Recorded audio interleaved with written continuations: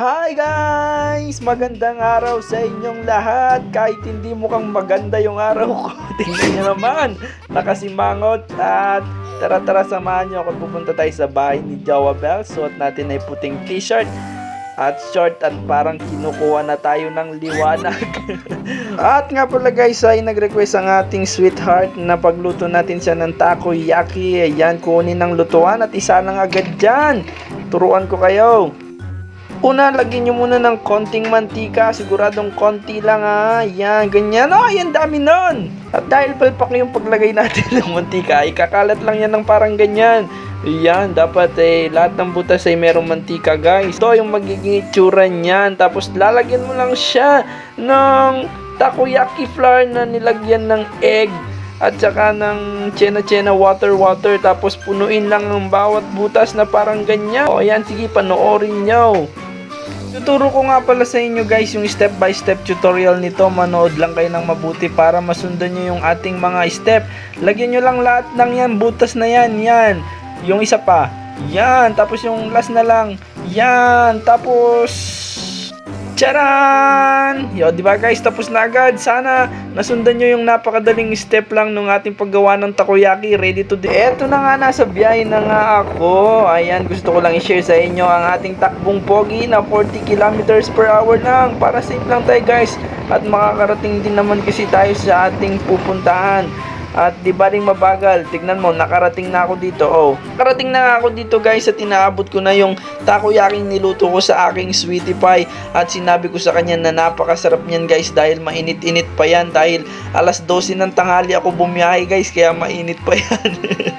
So ayan na guys, titikman na niya. And syempre, aarte yan ng parang masarap para hindi ako mapahiya guys. So pagkatapos nga namin kumain ay aalis kami at pupunta na kami ng San Fernando. At ewan ko kung anong gagawin ng San Fernando sa amin. Namin sa San Fernando pala. At ito na nga, nag-aabang na nga kami ng jeep. At pahirapan nga yung pag-aabang ng jeep guys dahil napakahangin dito sa labas. At biglang dumaan itong puting jeep na ito. And you saved the day, manong driver, thank you very much. Ito na nga kami sa loob ng jeep. At unang napansin ko agad ay ang pagtaas ng minimum fare. At ayan, 12 pesos na siya guys. Siguro kaya tumaas yan kasi kaya hindi ka na niya nire-replyan kasi guys may kachat na siyang iba. No, charing! At nandito na nga kami guys sa Robinson, Pampanga. At isa lang ang aking napansin, yun ay maalog ang aming jeep na nasakyan guys. Ewan ko ba, pero okay lang, maalog-alog naman kahit paminsan-minsan, di ba? At sa kabila ng maalog at mahangin na panahon guys ay nakarating na kami dito sa San Fernando. At sa aming paglalakad-lakad guys at bigla kaming nakarating sa langit. Ay, tingnan mo naman oh. Kaganda ng simbahan. Ay, puting-puti. Akala mo'y pininturahan ng glutathione ba? At dito sa gilid ay nakakita ko guys na nagtitinda ng bulaklak. So, I decided na kumuha ng isa at ibigay ko sana kay Sweetie pero hindi niya tinanggap guys. Tignan niyo yung magiging reaction niya. Inabutan ko nga pala siya guys. Ito na ng payong kasi alam kong mainit yung panahon. Pero wala guys, busted tayo. At sa amin nga paglakad-lakad guys ay nakadaan kami dito sa may tusok-tusok. Ayan, pero dahil healthy living tayo guys ay dadaanan lang natin yan. You know, health is wealth and very wealth.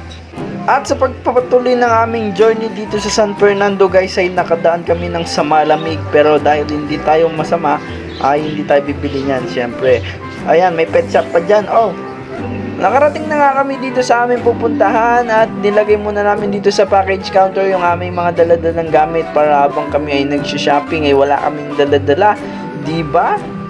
Welcome to Nobu guys. Papasok na nga pala dapat kami dito nang bigla kaming harangin ni Kuya Manong guard dahil bawal daw ang kopya sa loob. At nandito na nga kami sa loob ng Nobu guys. Grabe talaga, napakaganda at napaka-organize nila dito. Tignan nyo naman guys, oh, nakakulay-kulay pa yung mga laruan. At tignan nyo naman ang gagawin ng batang pasaway na ito. Ay, ba't mo nilipat? Okay, huwag kayong mag-alala guys kasi pagkatapos dyan binalik ko din yan guys. Good boy ako eh. Kaya nga pala kami guys nandito talaga ay bibili kami ng mga school supplies na gagamitin nila Blob kasi aalis na siya at iiwan na naman niya ako. Pupunta na siya ng Cavite at doon kasi siya nag-aaral. Ayan o, bibili siya ng maraming notebook kasi masipag yan magsulat. Bigla pa lang namili ng kutsilyo si Lablab guys at hindi ko alam kung para saan niya ito gagamitin. Pero nagdesisyon ako na lumayo-layo muna guys para na rin sa aking kaligtasan. At habang namimili siya ng kutsilyo guys ay nag-isip-isip ako ng bagay kung saan ba ako nagkamali o nagkulang ba. At ito na nga guys ay tapos na kami at nakarating na kami dito sa cashier kasama yung mga pinamili ni Lablab na mga gagamitin niya sa school.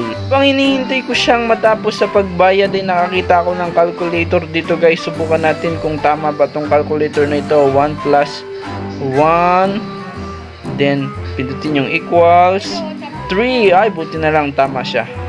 So yun guys, tapos na kaming mamili. Kukunin na namin yung mga nilagay namin payong dyan. And dahil tapos na kami, tapos na din ang ating vlog. Bye bye!